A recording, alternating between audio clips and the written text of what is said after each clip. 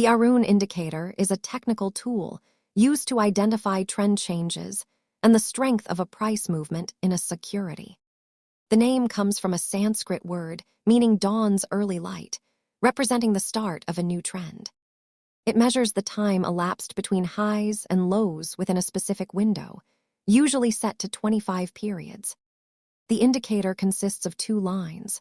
When the up line is high, the asset is making new highs, signaling a potential uptrend. While moving averages look at average price over time, Aroon specifically measures the time between extreme price points. When the lines cross or hit extremes, traders watch for shifts in momentum.